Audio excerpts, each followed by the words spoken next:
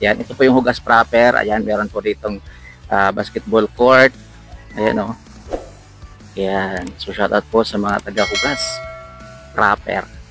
Ayan, medyo bagalan na natin guys kasi maaga pa, 3:53. Ayan o. O, diba? Para ma-enjoy yung view. Ayan no, may malawak na palayan.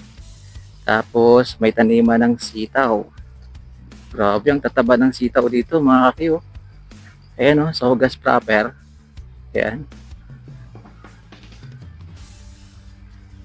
O, diba? Shout out po sa mga taga hugas proper.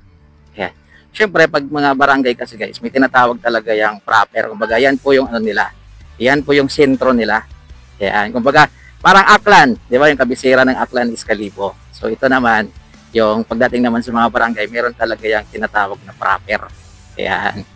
Yan yung sentro. Ayan o, malawak yung palayan dito guys o. O, di ba? Grabe o. Ang tataas ng ano, halay. Ayan. Ang lamig dito mga kakiyo. Ayan. So, shoutout na lang po sa mga matagal-tagal na rin na hindi na nakaka-uwi dito guys. Ayan. So, hindi ako sure kung hanggang saan yung hugas proper. Kaya magtatanong tayo dun mamaya sa dulo guys. Ayan. Para malaman natin. Di ba? So, kasi ito road trip lang to natin guys. Ayan.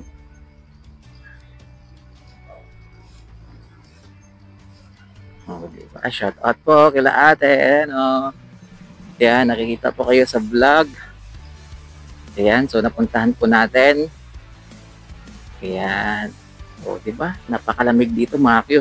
Siguro dahil ano eh, makulimlim. Ayan o. O, diba? Wow. Ganito yung mga view na kailangan natin ngayon guys. Para ma-relax yung isipan natin. Ayan, so diretso lang tayo. Walang problema mga kakyo kasi sementado dito. O diba, tingnan nyo naman. O diba, makinis ang kalsada. Halatang walang gaanong dumadaan na sasakyan dito mga kakyo. Ayan, dun mamaya magtatanong tayo dun sa dulo. Ayan, guys, paano naman? Pa-share naman po ng vlog natin. Ayan, sa mga taga New Washington. Ayan, sa mga taga Candelaria, Kinbaliwan. Ayan, pa-share naman po para makita po ng mga taga Barangay Hugas. Ayan, lalong-lalo na sa mga taga dito sa Hugas proper. Kasi kitang-kita ko guys, oh, sobrang dami pong mga bahay dito sa Hugas proper. Ayan, oh, tapos puro pa ano, konkreto yung mga bahay nila dito, puro pa simentado. Ayan, oh, o, diba? Wow. Ayun, hanggang dun, oh, kahit sa gitna ng palayan. Ayan, magtatanong tayo dito kay Kuya. Ayan.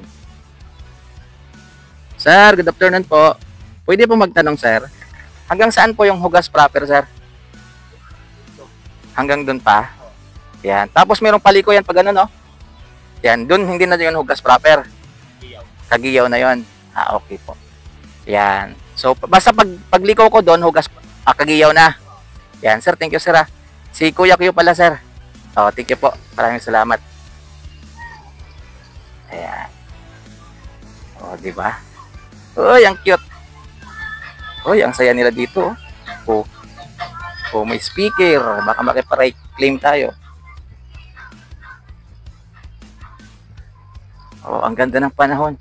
Kanina, nung close yung helmet ko, madilim. Pero ngayon, inopen ko yung helmet ko guys. Ayan, maliwanag pala. Ayan. Ayan. So hanggang dito, yung Hugas proper. Dito may waiting shed. Ayan, tanong tayo dito kay sir. Sir, hanggang dito yung Hugas proper, no? Ayan, dito. Hanggang saan? Okay po. Ayan, thank you. Oh. Basta dito, Hugas proper pa rin. Thank you po. Thank you, sir. Diba guys? Ganda ng Hugas proper. Oh. Parang ang sarap tumira dito guys. Ayan, para maiba naman yung ano natin. Maiba naman yung sistema. Anong sistema? Maiba naman yung ano natin guys. Yung nakikita natin araw-araw. Diba? Ganda dito. Wow. O, di ba? Yan. Hugas proper. Tapos, actually, nakadaan na rin ako dito, guys. Nung empleyado pa ako ng isang private company. Yung nagdi-deliver kami. Dumadaan kami dito. Kaya, pero matagal na yon guys. Ayun, oh. Tapos, guys, merong mangga sa gitna ng palayan. Ayan, no? Ayos, ah. So, di ba? So, dyan, ano na yan, boundary na dyan ng